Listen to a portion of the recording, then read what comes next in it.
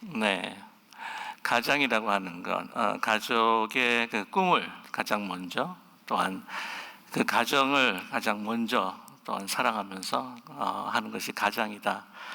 오늘 해피 파더스 데이 우리 맞으면서 우리 다시 한번 아버님 되시는 분들 수고하셨다고 우리 같이 한번 박수 한번 좀.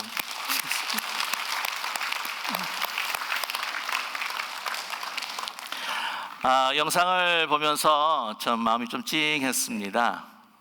그러면서 가슴이 좀 아리아리하더라고요.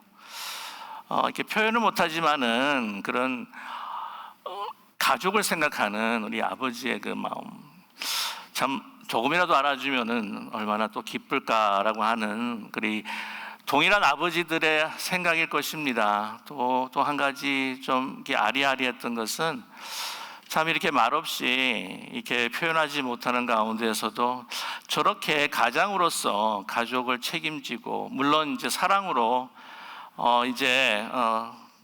가족을 이제 돕고 보호하고 또한 필요한 것들을 채우는 이 가장의 일을 하지만은, 그러나 그 무거운 그 짐들을 그 마음속에 가지고 이 살아간다고 하는 것이 참 얼마나 힘들었겠는가라고 하는 생각을 또한 갖게 됩니다.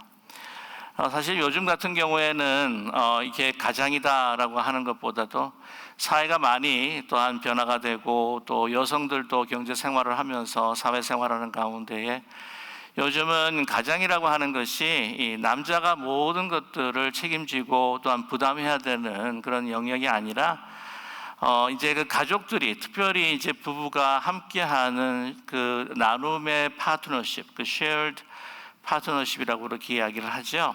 그래서 같이 결정하고 같이 의논하고, 또한 이 동일한 위치에서의 그 가장으로서 또한 가족들도 자녀들도 함께 같이 이러한 고민들을 나누면서 이 shared 파트너십으로 그 가정이 이제 꾸려지고 있는 이 현 시대에 있어서 그 우리 올더 제너레이션 옛 우리 아버지들 같은 경우에는 그 모든 것들을 심적으로 또한 경제적으로 모든 것들을 담당해야 됐던 그러한 참 무거운 짐을 지셔야 했다고 하는 것이 참 가슴 아팠다, 가슴이 참 아리아리했다라고 하는 것을 여러분께 또 고백할 수밖에 없었습니다.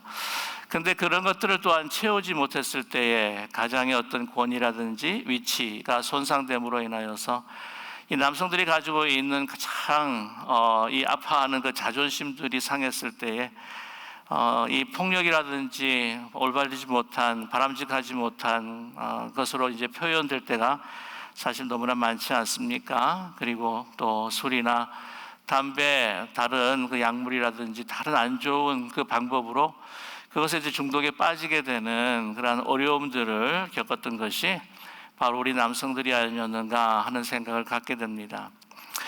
왜냐하면 전통적으로 우리가 가지고 있는, 남자들이 가지고 있는 이 편파적인 이 남성성에 있지 않는가 하는 생각을 갖게 됩니다. 그래서 남성이라고 하는 것, 모든 것들을 책임지고 특별히 가장에서 가장으로 가장 힘 있는 사람으로 경제적인 능력을 가진 사람으로서 보호해야 되고, 또한 가난이라고 하는 그 적을 이제 물리쳐가면서 이 가정의 안에 필요한 모든 것들을 제공해야 되는 프로바이더로서 이를 감당해야 되는 가장 힘있고 능력있고 강한 사람으로 내가 존재해야 된다. 그것이 아버지의 존재라라고 그렇게 분명히 믿고, 또한 그 사회가 주는 그런 이미지를 가지고 우리 올더 제너레이션은 살아왔다고 하는 것이죠.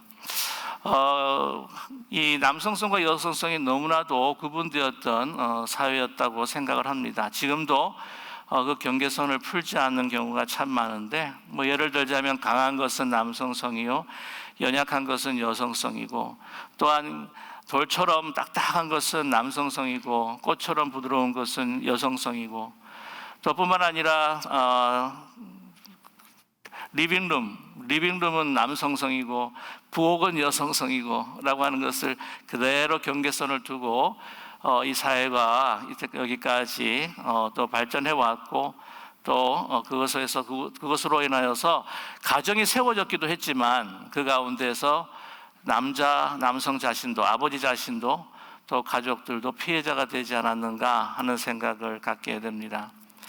여러분 가만히 살펴보면은요, 남성성과 여성성이라고 하는 것이 이게 인간적인 그 언어로서 만들어진 하나의 캐테고리라고 이야기할 수밖에 없습니다. 왜냐하면 하나님, 우리를 창조하신 하나님, 모든 생명과 진리의 근원 되신 하나님은 이 남성성과 여성성을 아주 참 완벽하게 적절하게 조화되어서 일치된 그러한 성품을 가지고 있는 분이시기 때문입니다.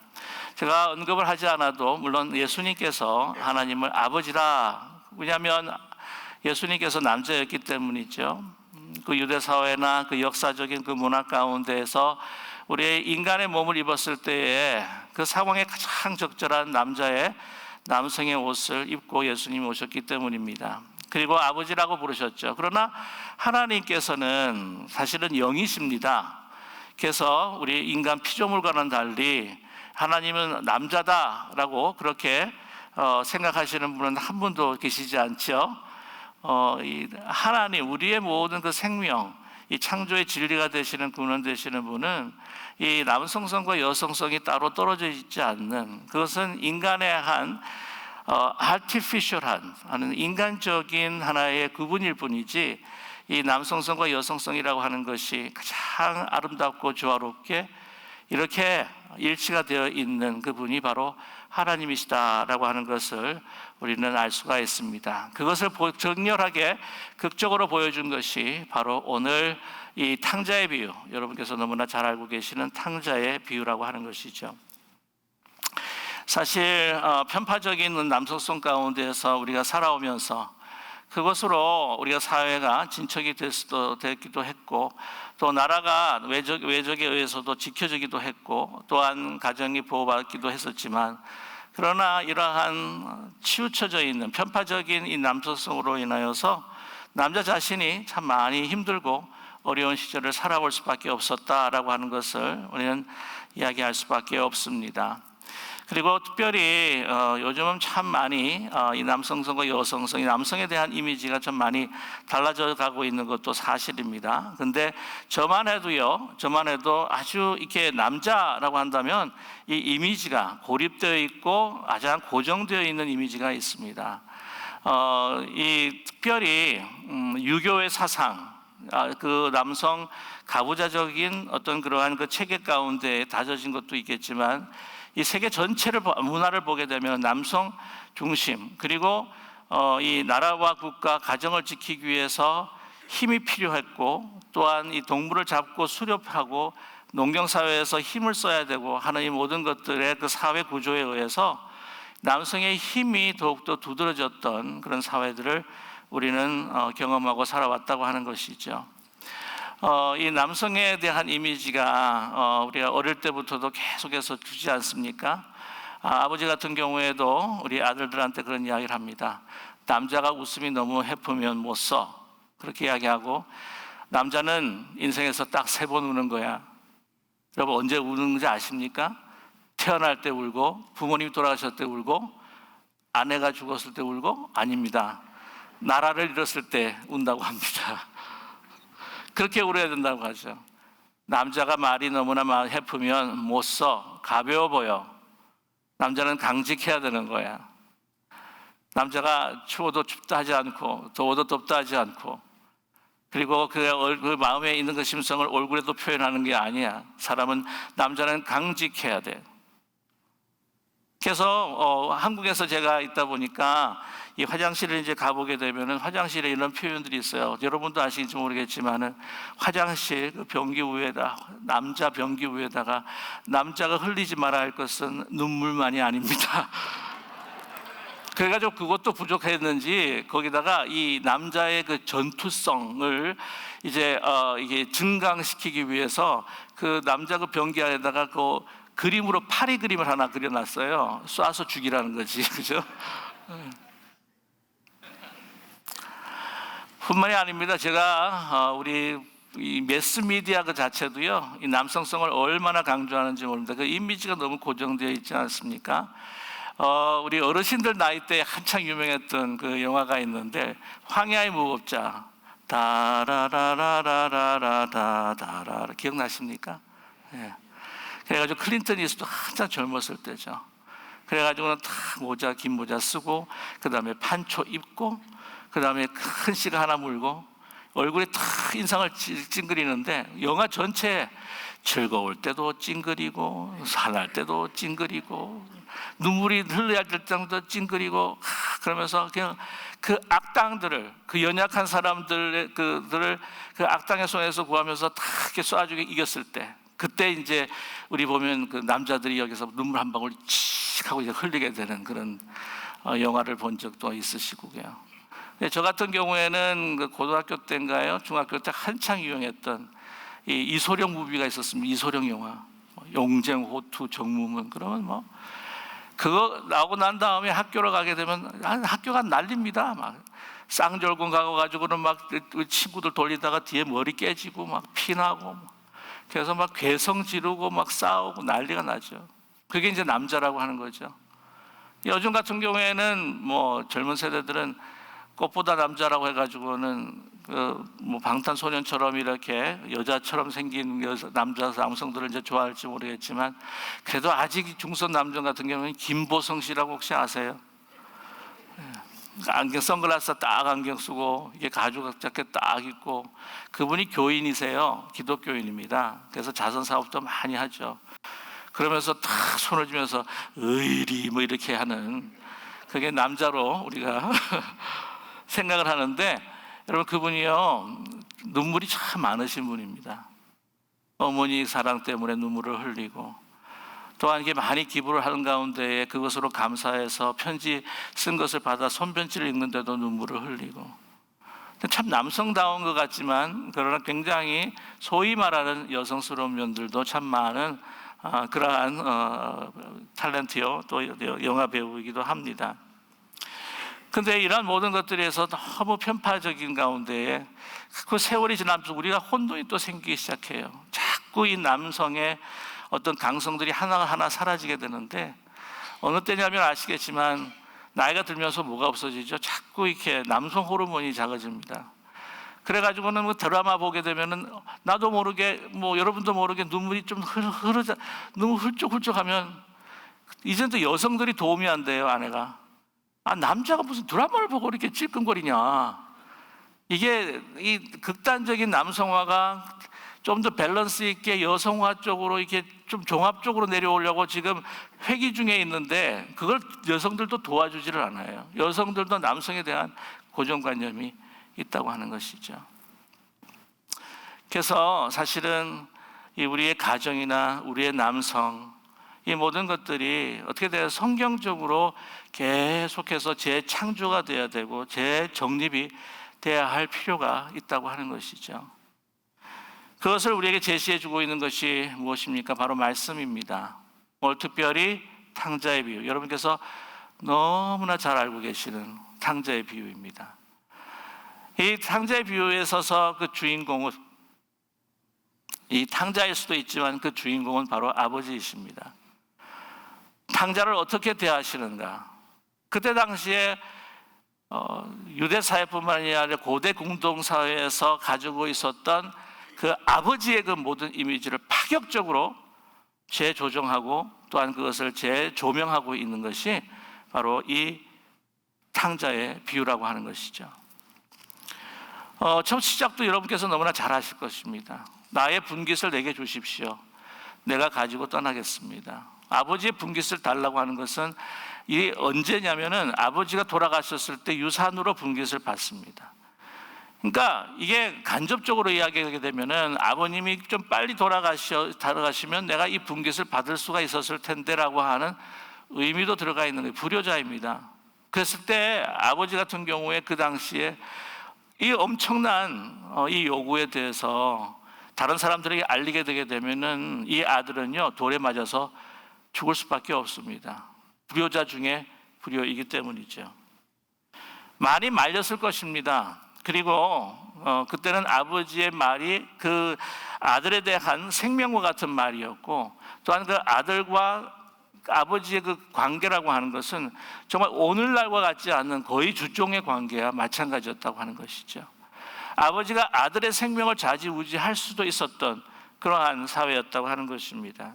그럼에도 불구하고 이 분깃이 어떻게 될 것인지 예상하는 가운데 있어서도 아버지는 인내하는 아버지. 그래, 자기가 직접 경험을 해봐야 얘는 진정한 이 아버지 집이라고 하는 진정한 삶이라고 하는 그 가치를 깨달을 수 있을 것이다 라고 생각하고, 그래도 나중에는 믿고 그 다음에 돌아오겠지라고 하는 그 믿음을 가지고 허용해서 보내준다고 하는 사실입니다.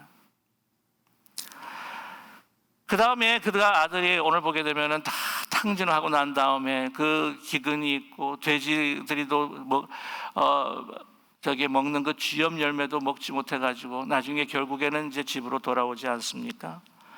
이 집으로 돌아올 때에 이 아버지가 맞는 그 아들을 맞는 과정을 보게 되면 그 당시에 소위 말하는 티피컬한 아버지의 모습이 아니라 이 모습은 거의 여성적인 모습을 우리는 발견할 수 있다고 하는 것이죠. 오늘 말씀 보게 되게 되면은 그 아들을 기다립니다. 오늘 말씀에 20절에 보면 이에 일어나서 아버지께로 돌아가리라. 아직 거리가 먼데 아버지가 그를 보고 측은히 여겨 달려가 목을 안고 입을 맞추었다라고 그렇게 이야기하고 있습니다. 여기 한 구절을 보아도 이 넘치는 바로 하나님의 그를 향한 사랑을 우리가 느낄 수 있다고 하는 것이죠. 이것을 조금 더 현실적으로 이제 재현을 해보게 되고, 그 당시에 아니면 또 한국적인 상황으로 이제 현실을 조금 더 이렇게 조정을 해보게 되면 이런 것이겠죠. 엄마는 마음이 답답한 겁니다. 여보, 이 아들이 혹시라도 돌아올 수 있지 모르니까 한번 좀 이 동구 밖에 나가 보시면 어떻겠습니까? 그러면 뭐라고 하면, 그래, 한번 나가 볼게요. 그러지 않을 것 같아요. 그 불효자식 없는 거로 치셔. 마음은 안 그래요. 마음은 나가고 싶습니다. 호적에서 봤으니까 그렇게 하시오. 생각 잊어버리시오. 그런데 그런 그따운 놈을 생각해 하고 이제 방으로 들어갈 수 있을 것 같아요. 만약에 그래가지고는 슬그머니 나와가지고는 진짜 궁금해서 이제 동구 밖으로 나갑니다. 오나 안 오나 저 산을 바라봅니다. 그 산을 바라보면서 보니까 정말 기다렸던 그 아들의 모습이 보이는 거죠. 마음은 달려가고 싶습니다. 근데 안 그래요. 표현에 장애가 있잖아요. 그래가지고 그걸 보고 슬그머니 다시 집으로 돌아옵니다. 지가 들어오겠지.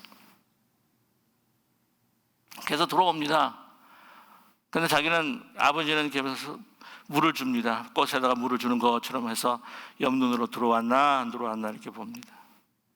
삐걱하고, 아들인 줄 아는데도 삐걱하고 소리도 거기 누구요? 하고 이야기합니다. 아버지, 저예요. 너냐?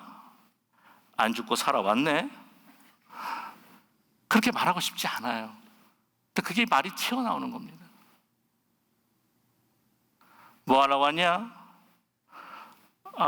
못 적어서 제가 필요한 남은 짐이 있어서 가지러 왔습니다. 그럼 가지고 그냥 가라. 그러고 말고 싶지는 않은데. 그러다가 어머니가 봅니다. 아들아, 끌어안습니다. 배고프지? 남루한 옷을 보면서 배고프지? 하고 부엌으로 막 아버지의 그 상처받은 말에 어머니 나 갈랍니다. 아니야, 아버지가 저래도 속마음은 그렇지 않아. 그 아버지는 들어가는 거예요. 아버지 가겠습니다. 그걸 붙잡고 싶은데 그래, 볼일 남았으면 가봐라. 그럼 또 어머니가 막 붙잡습니다. 그것이 보통 우리 한국적인 상황 또는 그때 상황이 아닐까 하는 생각을 갖게 돼요. 그런데 오늘 말씀 보기에는 그렇지 않습니다. 동구 밖으로 나갑니다. 저 멀리 보입니다. 이 동네 사람들이 너무나도 반갑고 너무나도 기뻤고 본게 될 것을 기뻤고 정말 모든 것을 다 용서하는 마음으로 그를 향해 이제 달려갑니다. 또한 이 동네 사람들이 봤으면 저런 불효자식 하면서 돌로 혹시라도 쳐 죽여서 상해나 당하지 않을까 하는 마음으로 막 달려갑니다. 여러분 아시잖아요. 이 그때 당시에는 유대 옷들이 이제 긴 옷입니다. 오늘 말씀 보면 트레코는요, 경주자가 달려가듯이 막 달려가는 것이 오늘 달려가 트레코라고 하는 단어예요. 그러니까 잘못하면 걸리지 않습니까? 이것을 이 긴 자락을 올리면서 뛰는 거예요. 좀 보기가 좀 이렇게 좋지가 않을 것 같아요. 그래서 이 부분을 이 달려가 이 트레코라고 하는 것을 이 아랍 사람들이 여러분 그 아랍 성경이 있잖아요. 아랍 성경으로 번역할 때는 그냥 서둘러 떠났다라고 이렇게 번역을 합니다.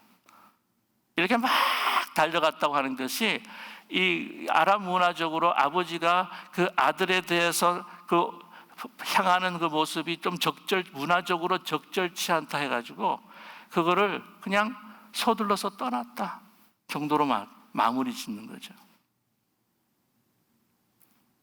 목을 안 씁니다.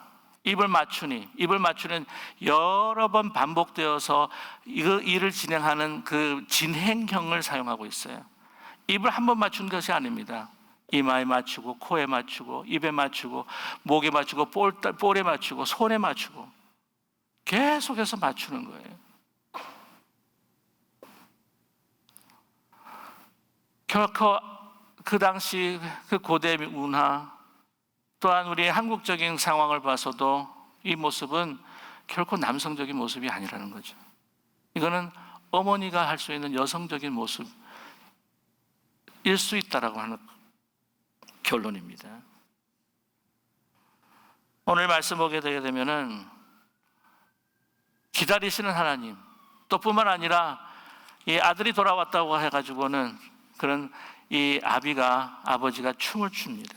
이 춤을 추는 장면이 나오는데 오늘 24절까지만 읽었습니다만은 오늘 25절 한번 보시게 되면은요, 25절 뭐라고 말씀하냐면은 맏아들은 밭에 있다가 돌아와 집에 가까이 왔을 때에 풍악과 춤추는 소리를 듣고라고 하는 말씀을 하고 계세요. 집에 가까이 왔을 때 풍악과 춤추는 소리, 잔치를 베풉니다. 그래서 어떤 사람이 그 아들이 돌아와서 가장 고통스러워했던 것이 바로 살찐 송아지였다라고 이렇게 이야기하는 사람도 있긴 했는데, 춤추는 소리를 듣습니다. 막 춤을 추는.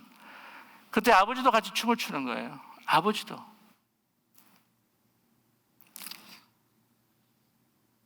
스바냐에서 춤추실 하나님을 조명하고 있습니다. 스바냐 3장 17절. 너희 하나님 여호와가 너희 가운데 계시니 그는 구원을 베푸실 전능자이시라. 그가 너로 말미암아 기쁨을 이기지 못하시며 너를 잠잠히 사랑하시며 너로 말미암아 즐거이 부르며 기뻐하시리라 하리라. 이제 기뻐하다라고 하는 낱말이 두 번이나 반복이 됩니다. 이 말은 이기어이라고 하는 그 단어, 기일이라고 하는 단어의 미래형이죠. 기일이라고 하는 것은 무엇입니까? 너무 즐거워서 춤을 추시는데 이게 빙글빙글 도시면서 너무 즐거움에 만끽하시면서 춤을 추시는 분이 바로 하나님이십니다. 우리가 아팠다가 회복됐을 때, 우리가 고난의 길을 갔다가 다시 악한 길을 갔다가 다시 선한 길로 돌아올 때 우리는 아버지께서는 기뻐하시며 덩실덩실 춤을 추시며 기다리시고 기뻐하시고 춤을 추시는 바로 하나님 아버지가 우리의 하늘 아버지이신 줄로 분명히 믿습니다. 그래서 우리 아버님들 너무나도 많이 정말 가장으로서 그 무거운 짐들을 지시고 사셨는데 이제는 그러한 큰 아버지로서 존재함으로 여러 가지 상황이 바뀌었을 때 역효과가 나는 바람직하지 못한 아버지 상이 아니라 이제 더 그리스도를 닮아가는 예수 그리스도께서 그 아버지의 모습을 보여주시면서 정말 웃고 울고 죄인들과 함께 계셨을 때 춤추시는 그 아버지의 모습을 그대로 재현했던 것처럼 우리도 우리 가족들과 함께 나의 아픔을, 나의 슬픔을, 나의 기쁨을, 나의 고민을, 그 모든 것들을 함께 나누시면서 정말 투명하고 아름다운 가족의 관계를 통하여서 더욱더 천국과 같은 그런 귀한 가정들을 이루어 가시는 우리 저와 여러분 되시기를 주님의 이름으로 간절히 축원합니다. 기도하겠습니다.